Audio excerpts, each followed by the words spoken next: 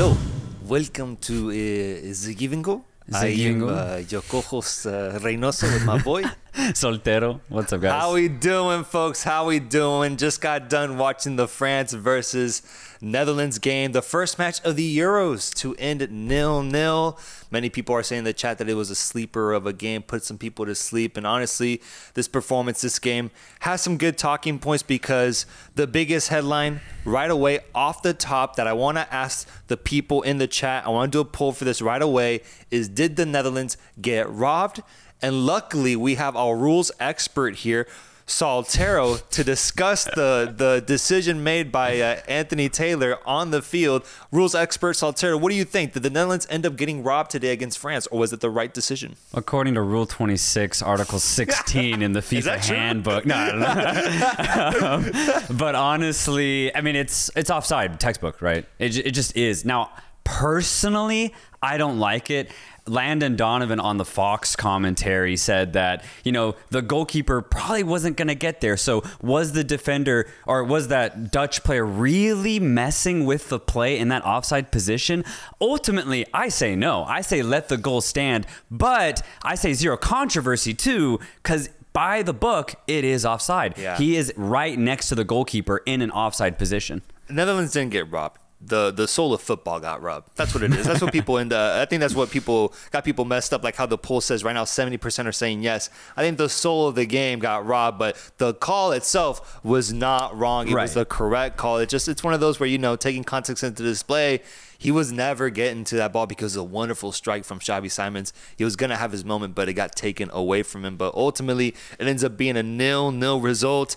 That had a few chances here or there. First off, to mention Adrien Rabiot with an opportunity right in front of goal. I saw a comment here that says Rabiot thought he would be in a top 10 unselfish moments in football compilation making that pass, dude. Bro pressed the wrong button on the controller type shit, and he ends up passing it off to Griezmann. Too much behind him. Griezmann can't get his foot wrapped around it, and it's a clear goal-scoring opportunity. The clearest one of the day, in my opinion, that ends up not seeing the back of the net. The angle set up for him was so clear for him to make the shot. There was zero reason to pass. I understand Griezmann was technically open, but he had the entire right-hand side of the goalkeeper to aim at, and he elected to pass. The ball ended up being right behind Griezmann, couldn't handle it well, and then, you know, France continued the game 0-0. But then there was another chance, though, man, and in the second half that Griezmann got on the end of from a pass from N'Golo Kante, and that one I thought Griezmann should have handled correctly and put the ball in the back of the net. He ultimately didn't, and the game, for me, that's the reason why this game's end 0-0, low-key, because of that Antoine Griezmann chance. What's the takeaway, though? And chat, let me know what you guys think about this. What's the takeaway on France now? Because the performance we saw today was very, very interesting, but we do have to take into account that Kylian Mbappe was not a part of this team today. Yeah. And we all know that if he was in that offensive line, it's a much different game offensively for France. Not even if he scores or assists, but just his impact, the pull he has, the way that he threatens the defense.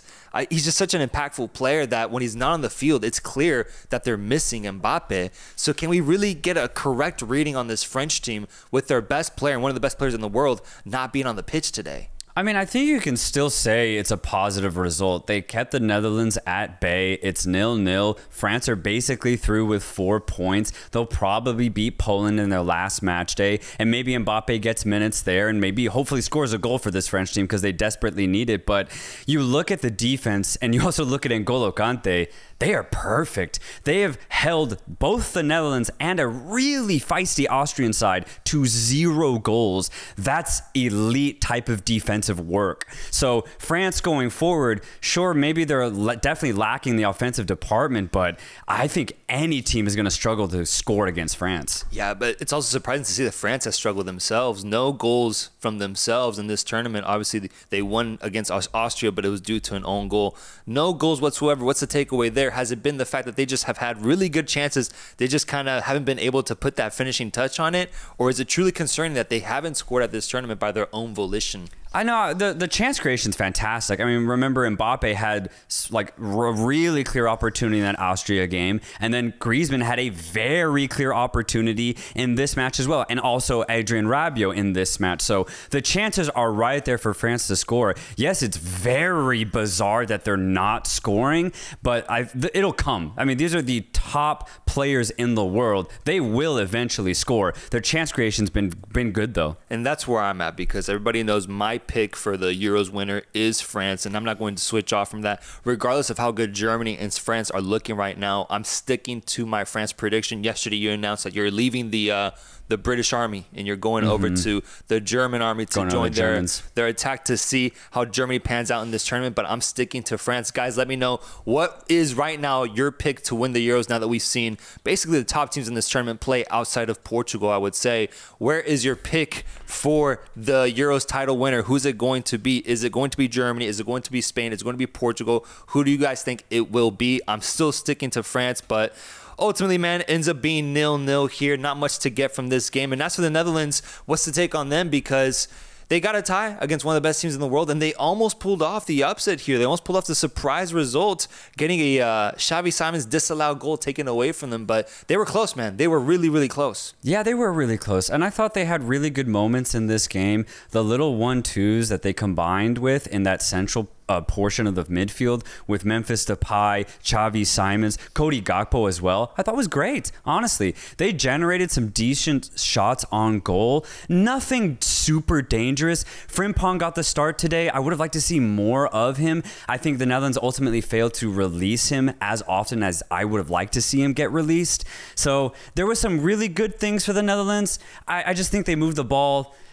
I think they struggled to have maintained possession in the final third. That's what I wish they did more of, because for the most part it was France with the ball and Netherlands chances just came off of transition. I would have liked for them to create a little bit more in possession, so maybe they fix that going forward. I'm not sure if they can, but I think the biggest positive for the Netherlands was the defensive performance today. My goodness, I mean, every time a France player got past a Dutch defender, there was an immediate other Dutch defender to cut out the play. The help defense from the Netherlands was perfect today. Not perfect. And I'm seeing the shouts for Portugal. I'm seeing shouts for Germany, for France. And once again, Iraq finds its way into the conversation, man. What the hell is Iraq doing in this chat right now, man? Iraq once again. And I want to address Bhavesh's comments because he's been sending this message a lot, and I've seen it in past streams. Guys, you're back in the studio. Why no watch-alongs? Please address this comment. We mentioned it before. We love watching football, just blasting it, listening to the audio, getting lost in the game. And honestly,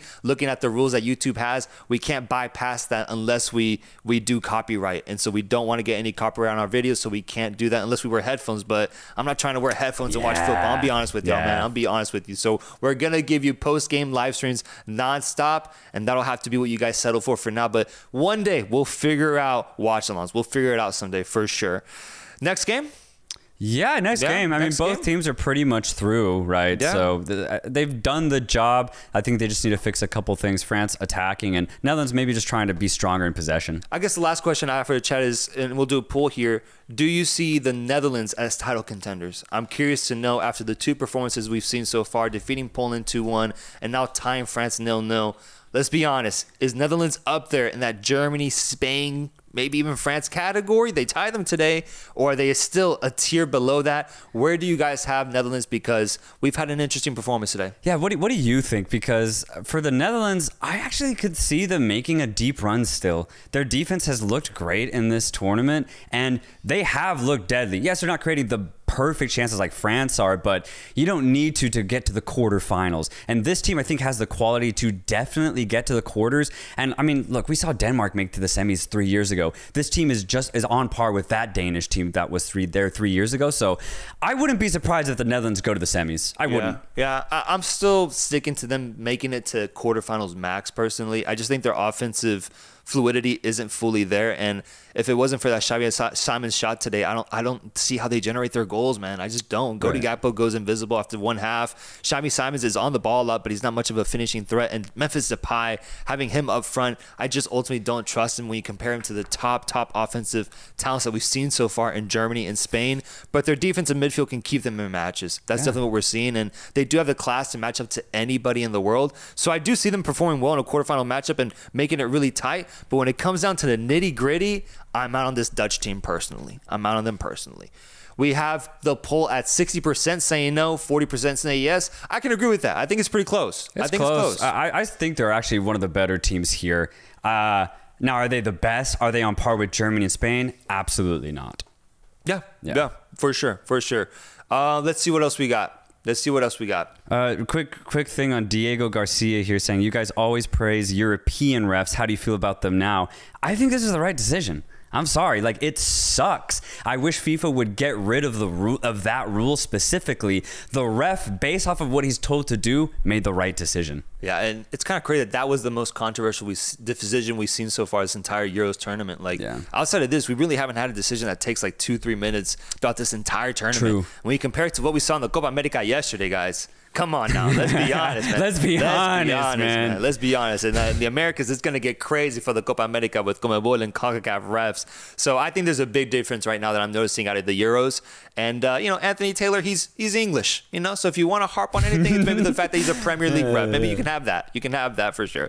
Let's go over to the next match, which was Poland versus Austria. Guys, Austria won 3-1 today. 3-1, absolutely killing Poland in that second half. And my question to you guys in the poll is going to be, is Austria officially a dark horse candidate? Are they a dark horse candidate for the Euros now that they got their first win at this tournament after losing to France 1-0 and playing France really well in my opinion, but now absolutely just trouncing, just beating this Polish team after he got tight for a little bit, taking over in that second half and scoring not 2 but 3 goals at the Olympiastadion in a really intense setting. I'm going yes on the dark horse narrative for Austria. I've loved this team going into this tournament. I thought they played great against a really good defensive French side. Ultimately, they only conceded an own goal in that match. They come out here definitely needing a win because Poland is the weakest side in this group. But honestly, man, Poland played great. Again. And I'm really surprised by that because, I mean, going into the tournament, I had Poland as one of the worst teams. The funny part here is that Poland are the first team to be eliminated, even though I think it's a little undeserved to have that label for Poland because they had another good match. But Austria started the game very strong and they ended it very strong. That's where they got their goals in this match. Poland did have a really good 50 minutes in the middle of this match where they got that really nice improvisational goal through Piatek. But it wasn't enough. Austria turned it back on in that second half with that classic midfield press and really pressured the backline of Poland, and they got a gorgeous goal through Baumgartner, a little dummy from Marko Arnautovic, and a beautiful finish that at the time made it 2-1. Made it 2-1, and then afterwards they got the first, I believe the first penalty of the Euros getting called here with Arnautovic scoring that goal as well. I love the decision from Ralf Rangnick to start Arnautovic over, is it Gregoric? In place of him. He had a great game. Arnautovic had a great game, man. Just showing that West Ham class that we've seen, man, from him. Arnautovic balled out today, and this whole team did really well. But my thing with Poland is I do think their lowest points are just much more lower than Austria, and that's what we saw today because when they peaked, they were pretty good, man. They were solid, and they put Austria on their heels. But then in that second half, I mean, they kind of lost their soul. They kind of lost their life a little bit, and they looked a little out of whack. And that's when Austria just completely took over. And props to them because that's what I was hoping to see them do, was take over in a match and just ball out because they are a very good team. And after the disappointment of teams like Hungary, for example, with that dark horse label, it's nice to see Austria actually step up to it and score 3 goals in a Euros match.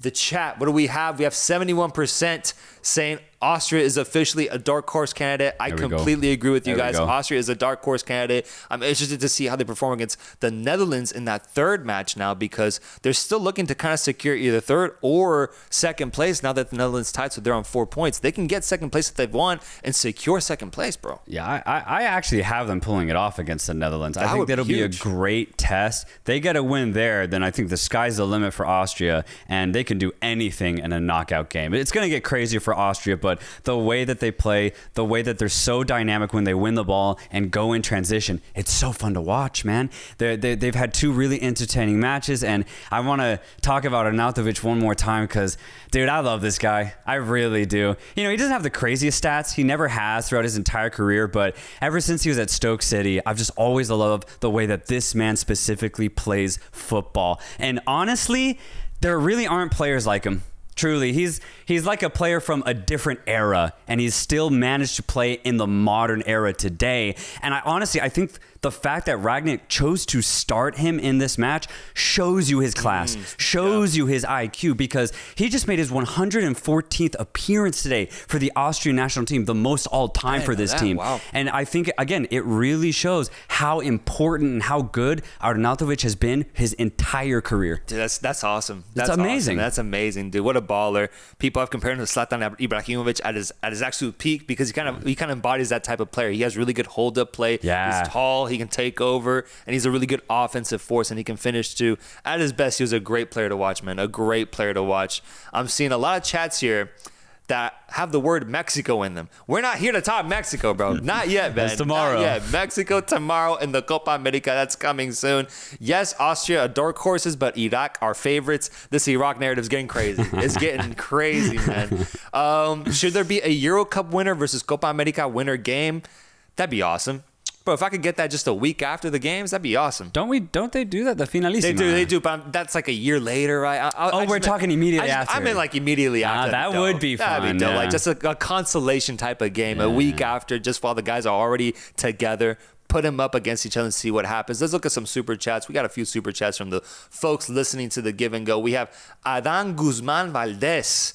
That is a name from that's a name of someone that's like from the 70s, dude. Adan Guzman Valdez says, I always listen to you guys on Spotify. First time watching a live chat. Much love from Orlando, Florida. Thank you, bro. Thank you, man. Appreciate that so much. And speaking of Spotify, give us 5 stars on Spotify if you're listening right now. And also thumbs up this stream. I need to see thumbs up on the stream right now if you like seeing Arnautovic ball out, and if you like seeing this French team bench Mbappe. Because that was crazy. Did you think it was the right decision to not play Mbappe today if ultimately he was deemed healthy to play 90 minutes? Do you think it was the right decision for Deschamps, or should he have stayed, or would it have been better if he had minutes in this game that ultimately ended 0-0? We got 2 more super chats. What else we got? Jay Patel, our boy, says, thoughts on France and England's chances? Have you changed your favorites?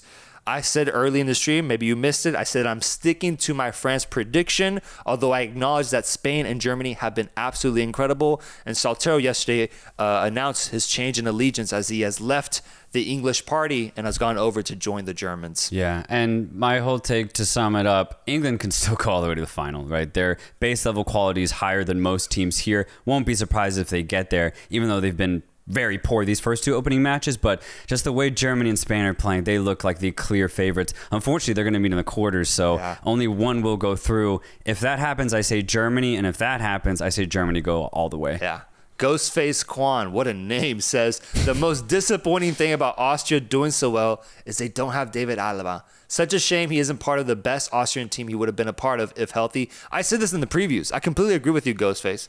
I said this in the previews, dude. That's one of the more saddening parts about this team is that David Alaba is honestly their best player when you look at club trajectory and what he's achieved.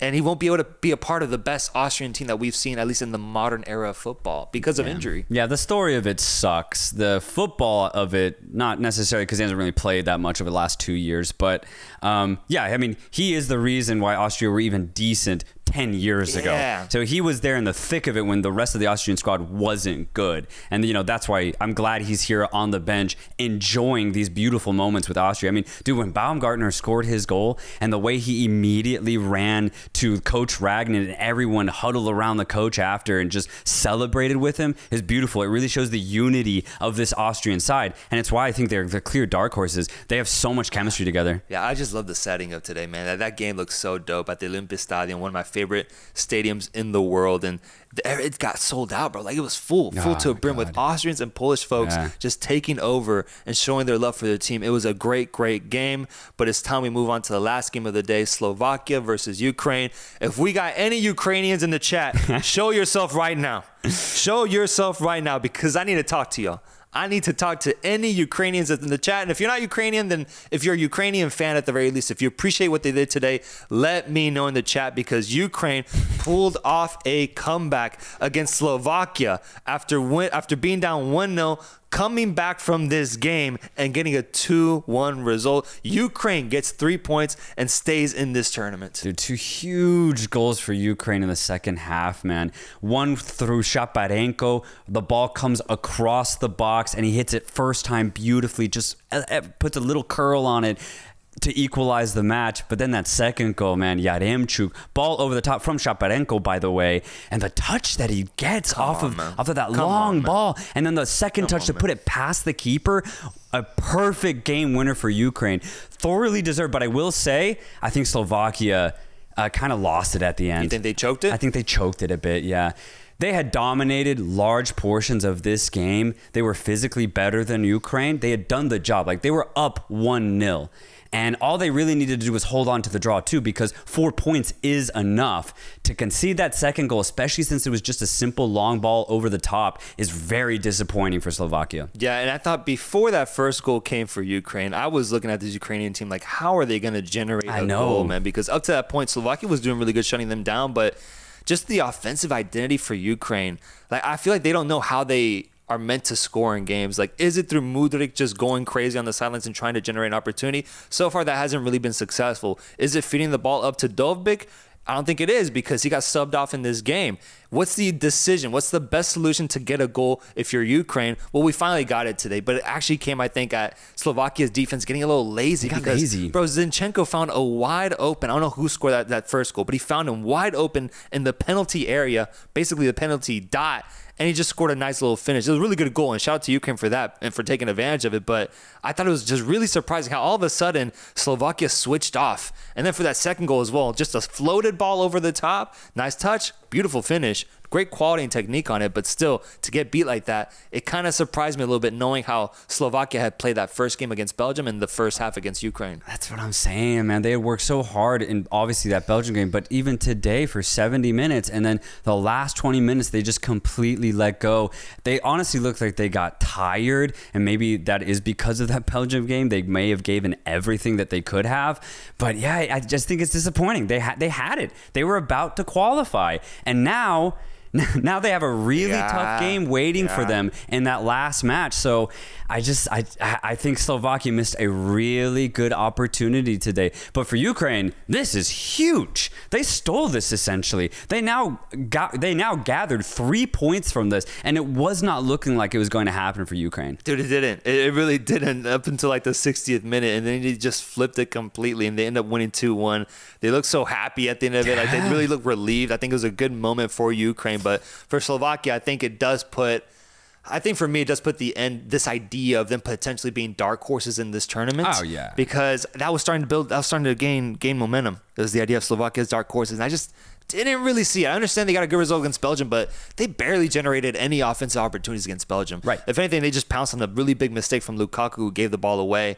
And props to them. I want to give credit, but I don't see them as dark horses, as making a deep run in this tournament. And I think today showed it especially, man. Oh, yeah. I mean, I don't think Slovakia ever really were dark horses. I mean, they got an insane historic result against Belgium, but yeah, you're right. It was mainly off of a mistake. But honestly, Slovakia, they played great today. They really did for 70 minutes. And the last 20 minutes, they just choked it. So, yeah, it's just disappointing. They played great. Honestly, they played better than I thought they would. Hadassah's a baller. That left winger out on that side, he actually got the assist today. He is a really good footballer. He plays, I believe, with Slavia Prague. I believe is who he plays for.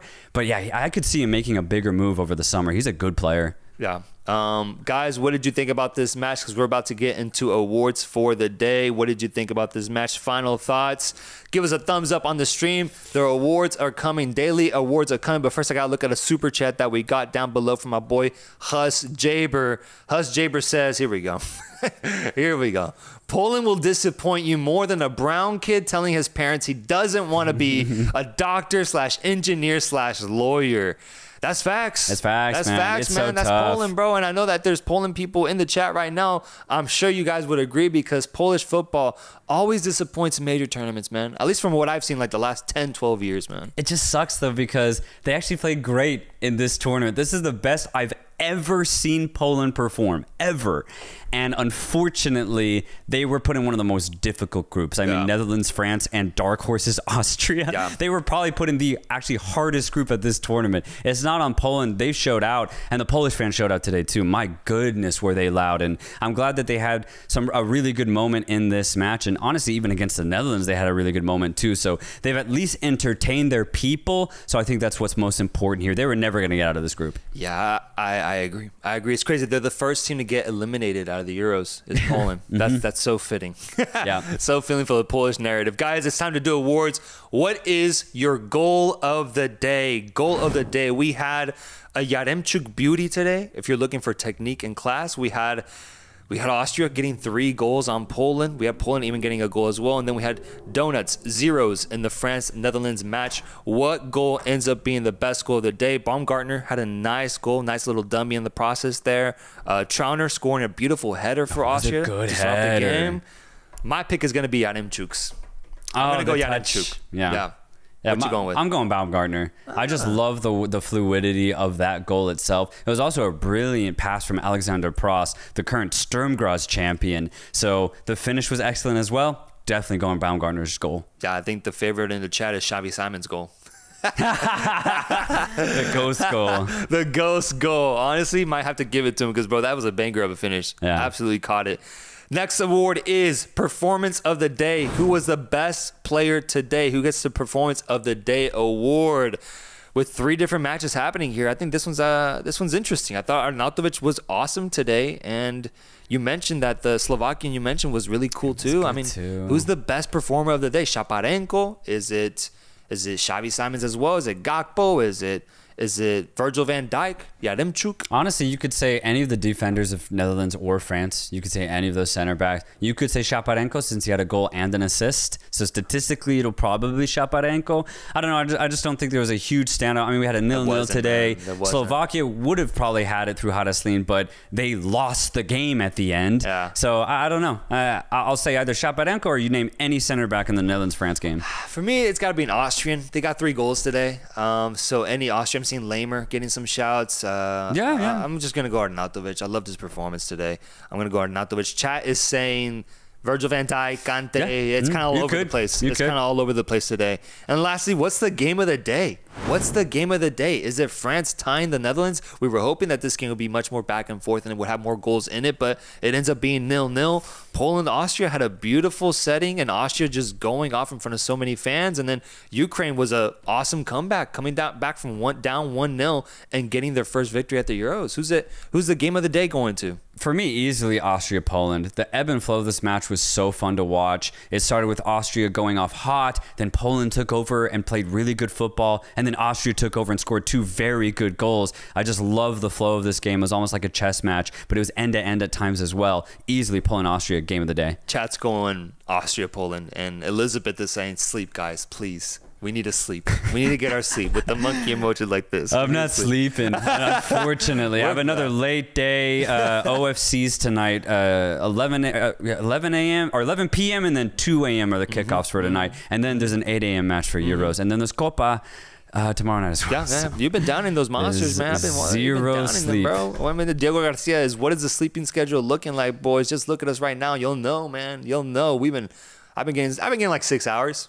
Honestly, it hasn't been that bad. I've been getting like 6 hours of sleep. I've been getting 6 hours. It's not too bad, but we're hanging in there. And then finally, let's do match previews. Let's talk about the games happening tomorrow with the last set of round 2 matches happening at the Euros with Group E and Group F action. Starting off, the day starts off with Georgia going up against Czechia. This one's going to be fun, man, because Georgia was part of the best game at the Euros so far between Turkey and Georgia, and they played great, man. They played great. So they now face off against a Czechia team that lost to Portugal in a stunning comeback, and now both teams are looking for 3 points in this game. Yeah, I hope Georgia put in the same performance that they did against Turkey. It was so entertaining. It was fearless.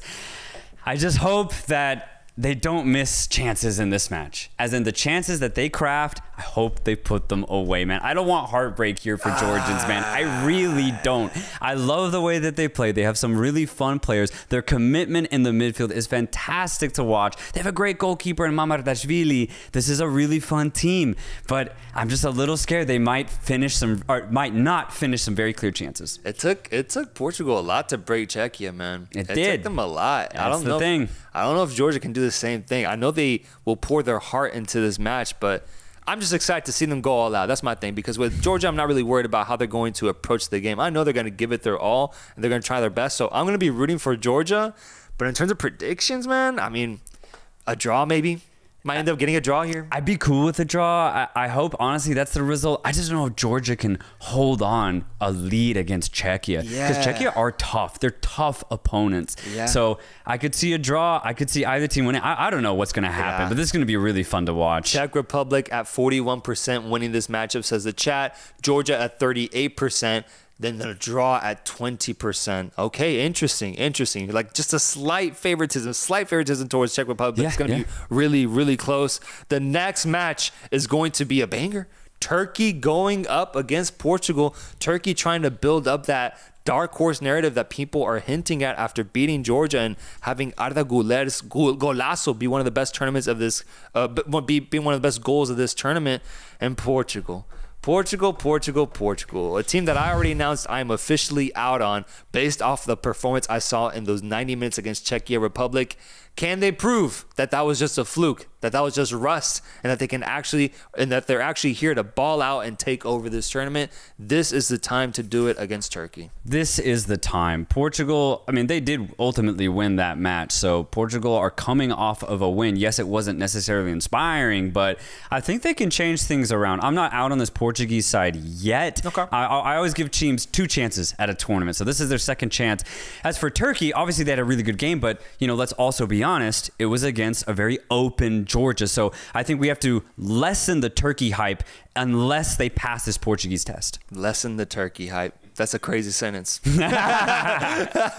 Lessen the Turkey hype. Where do you guys stand on this one? We have Portugal at 58%. How many people have Turkey winning this one, producer Rick? Can I see the poll?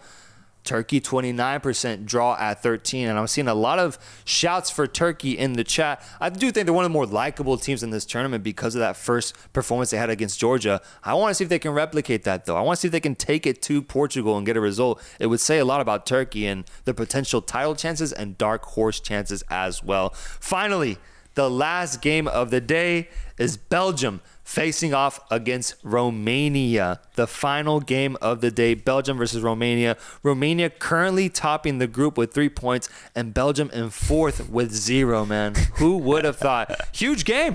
Huge game, man. I'm actually so excited for this one because I just want Romania to approach it the exact same way. Be very strong defensively, hit out on the break, use that width, use the creativity of Stanchu, and just go at Belgium when you get the opportunities. I'd love to see it. I think Romania honestly could pull out a draw here for sure. Belgium just need to forget that first game and attack.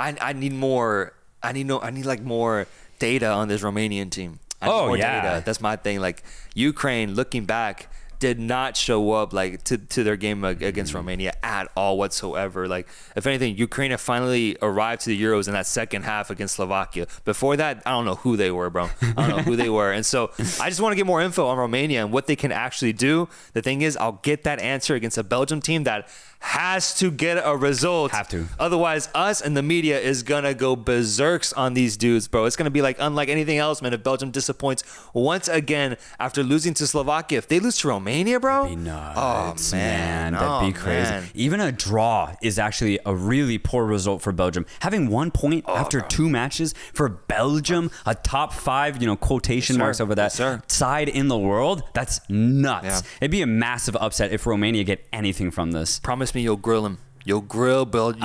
For grill him tomorrow, man. I need you to grill him. Low key though, I'm going to be rooting for Romania. Yeah. They were fun to root for in that last game. So I need to smoke that Belgian pack, bro. I need to smoke that shit, man. I'm excited. Captain Crunch says Lukaku scores for both teams. Bro, he's a Lukaku hater, man. He's been on Lukaku's ass, pause, for a long time now, man. For a long time. I've been watching you, Captain Crunch. I've been watching you. We have a few more super chats. Let me see what the folks are saying. Romania actually topping the poll. So the Give and Go folks believe Romania will pull off the upset here, man. All right. That'd be crazy, bro. That'd be crazy. We have a final super chat. What do we have? We have Mateo Pegasus saying, first controversial VAR call with a Prem ref. What y'all think about that? Well, we talked about it earlier in the episode, and basically I agree with you in the sense that this was the first truly controversial call throughout the entire Euros, and it's funny that it does come at the hands of a Premier League referee. The thing is, it is the right call if you're looking at the textbook. It's the wrong call if you're talking about the soul of the sport, because everyone wanted to see that be counted as a goal because it's a beautiful finish, and we know Magnan was not getting to it, but looking at the rules, it is the correct call, so you can't ultimately complain about that. Ghostface Quan, once again, player of the day should be Kanté, in my opinion, doing work on both sides and actually creating a key chance for Griezmann to fuck it up. That's true. He had that nice little through ball inside the box. He almost had it he got it through for Griezmann. Griezmann just couldn't get his final touch in it. Also, Viva Scotland. Scotland's dead, bro. Scotland's dead, man. Loves the Scottish spirit, though. I really do. But Conte, man, dude, I can't believe how good he's been. I really can't. I low-key doubted him. Low-key. I'm ashamed that I did that. I cannot believe he has been as good as he has these last two games. He looked like he just finished winning the Premier League with Leicester City. Yeah. He looks that good. He looks like he just won the Prem with Chelsea. Like, that's the surprising part. It looks like he was in the same form 6 years ago. It's ridiculous how good this guy is. It's true, man, because like Jordan Henderson isn't even here anymore, or Jorginho Wijnaldum coming off the bench, dude. Like, these guys that leave Europe and go to Saudi Arabia, they don't come back the same, man. They don't come back the same, but Conte somehow just bypassed that. Yeah. Fabinho's not even at the Copa America anymore, man. Like, these players that are going to Saudi Arabia, we see something happen to him, but Conte, man, with his high spirits and his playing ability, has not stopped whatsoever, bro. So it really is one of the best parts of watching this French team is seeing Conte. And actually, I do wonder, where would they be without him, dude? In this tournament, where would they be without him? Because he's been amazing so far, man. He's been amazing so far. Copa America preview. I mean, we have Peru-Chile happening later. Soltero will be here to cover this game after it happens tonight. So make sure to tune into our Copa America reaction tonight. Copa America and the Euros are finally here at the same time, folks. And we hope that you guys can catch them alongside us. We'll be doing post-game live streams for every single day. It's going to get crazy, man. It's going to get crazy. Anything else before we sign off? I don't think so. This was another fun day of Euros, man. Another fun day, man. We'll see you guys tomorrow for what's going to be another electric day of group stage games in the Euros. Pass.